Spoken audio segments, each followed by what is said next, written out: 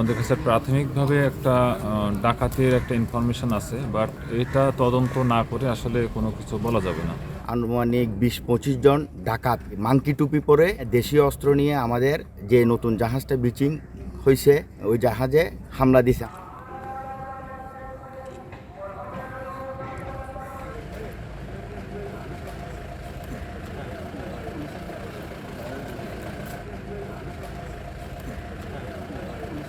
আমাদের গতকাল রাত আনুমানিক ২টায় কেয়ারশিপ রিসাইক্লিং ইয়ার্ডে জাহাজে ২টা কালো বোট, বড় কালো বোট, আনুমানিক ২০-২৫ জন ডাকাত এই মাংকি টুপি পরে দেশীয় অস্ত্র নিয়ে আমাদের যে নতুন জাহাজটা বিচিং হয়েছে ওই জাহাজে হামলা দিছে। আমাদের ইয়ার্ড থেকে আমাদের ৭-৮ জন গার্ড, হ্যাঁ, ওদেরকে আটকানোর জন্য গেছিল।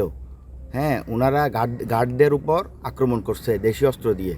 এর আগেও আমাদের প্রায় ৩ মাস আগে সেম ডাকাত দল আমাদের ইয়ার্ডে এসে আক্রমণ করে 2টা বোট নিয়ে আনুমানিক ৮-১০ লাখ টাকার মাল নিয়ে গেছে।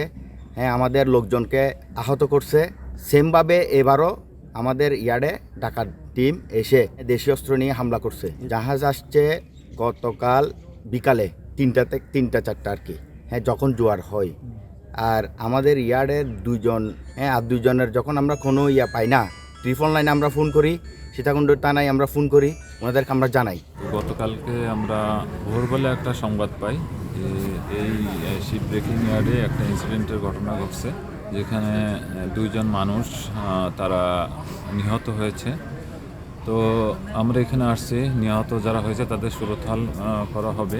একই সাথে আমাদের কাছে প্রাথমিকভাবে একটা ডাকাতির একটা ইনফরমেশন আছে, বাট এটা তদন্ত না করে আসলে কোনো কিছু বলা যাবে না। তো আমরা আমাদের তদন্ত চলমান, তদন্ত শেষ করার পরে আমরা আসলে বলতে পারবো যে কেন এই ঘটনা ঘটছে। আমাদের তদন্ত চলমান, আমরা এ সম্পর্কিত আমাদের টিমও কাজ করছে। কেন ঘটনাটা ঘটলো এটা তদন্ত শেষ না হওয়া পর্যন্ত আসলে স্পেসিফিকলি কিছু বলা যাবে না।